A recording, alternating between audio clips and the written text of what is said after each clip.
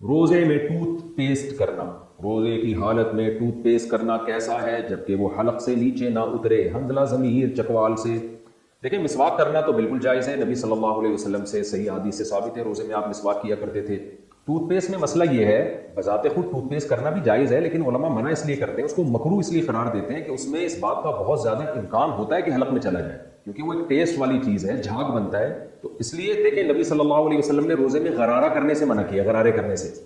حالانکہ جب ہم غرارے کرتے ہیں تو ضروری تو نہیں کہ پانی حلق میں چلا جائے، اکثر نہیں جاتا، بلکہ آپ احتیاط کے ساتھ اگر غرارہ کریں گے تو پانی نہیں جاتا حلق میں، لیکن پھر بھی منع کیا، کیوں؟ ٹوٹنے کا خطرہ ہوتا ہے، پانی کے حلق میں جانے کا خطرہ ہوتا ہے۔ تو اسی وجہ سے علماء منع کرتے ہیں کہ بھئی آپ روزے میں ٹوتھ پیسٹ نہ کریں، کیونکہ اس کا جھاگ ہوتا ہے بہت زیادہ، اس میں ایک جو ہے وہ کوانٹٹی بھی اس کی ایسی ہوتی ہے کہ وہ اس کو روکنا بعض دفعہ مشکل ہو جاتا ہے، اس کی چھینٹیں حلق کے اندر چلی جاتی ہیں، اس سے روزہ ٹوٹ جائے گا۔ تو روزے کو بچانے کے لیے، ٹوٹنے سے بچانے کے لیے یہ فتویٰ دیا جاتا ہے کہ ٹوتھ پیسٹ کرنا مکروہ ہے، ناپسندیدہ ہے روزے کی حالت میں، اور ضرورت بھی نہیں ہے مسواک کریں، اس بہانے سے مسواک کی سنت بھی زندہ ہو جائے گی۔ تو اب سحری کرنے کے بعد آپ ایک دفعہ برش کر لیں اور رات کو سونے سے پہلے کر لیں تو سارا دن ضرورت نہیں پڑتی، اور پھر درمیان میں مسواک کرتے رہیں تو مسواک کے بڑے فائدے ہیں۔ اور مسواک میں چونکہ سنت ہے، اس لیے اگر غلطی سے مسواک کا ریشہ حلق میں چلا بھی جائے تو روزہ بھی نہیں ٹوٹتا اس سے، یہ بھی ذہن میں رکھیں۔ جان کر نہ کھائیں اس کی ڈنڈی، اگر غلطی سے چلی گئی ہے تو روزہ نہیں ٹوٹے گا۔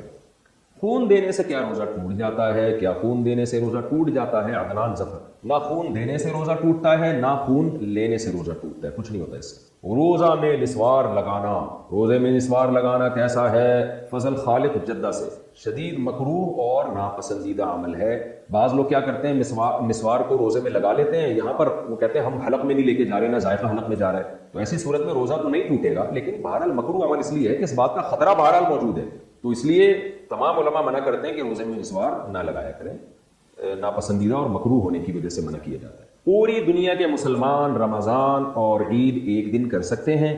چاند کے اختلاف مطالعے کا کہاں تک اعتبار ہے؟ ایک دوست یہ اعتراض کرتے ہیں کہ پوری دنیا میں کہیں بھی چاند نظر آ جائے تو سب ممالک کے مسلمانوں کو روزہ وغیرہ رکھنا چاہیے۔ محمد فہد نواز ڈیرہ اسماعیل خان سے: ایسا ہی ہونا چاہیے، لیکن یہ جب ہوگا جب پوری دنیا میں ایک خلافت ہوگی، ایک مسلمانوں کی حکومت ہوگی، پھر وہ ایک خلیفہ فیصلہ کرے گا کہ فلاں جگہ چاند نظر آ گیا ہے اور معتبر شہادتوں تک ہم سے اطلاع پہنچی ہے، لہذا پورے عالم اسلام میں کل روزہ ہوگا، پورے عالم اسلام میں کل عید ہوگی۔ اب چونکہ ایک خلیفہ نہیں ہے مسلمانوں کا، ایک گورنمنٹ نہیں ہے، تو پھر ہم شریعت نے حکم دیا ہے کہ جو جس خطے میں رہتا ہے وہاں کی حکومت کے فیصلے کا وہ پابند ہے۔ تو سعودی عرب میں سعودی گورنمنٹ کے فیصلے کے پابند ہیں آپ، پاکستان میں پاکستانی گورنمنٹ کے، ملیشیا میں ملیشیا کی گورنمنٹ کے فیصلے کے پابند ہیں، اور جہاں اسلامی حکومت نہیں ہے تو وہاں مسلمانوں کو چاہیے کوئی کمیٹی بنائیں جو چاند دیکھنے کا اعتبار کرے، کیونکہ اصل میں جو حدیث میں آتا ہے صوموا لرؤیتہ وافطروا لرؤیتہ، صحیح حدیث ہے، چاند دیکھ کے روزہ رکھو، چاند دیکھ کے افطار کرو۔ ظاہر ساری دنیا تو نہیں چاند دیکھے گی نا، ایک مخصوص متعین افراد ہوں گے جو نامزد ہوں گے۔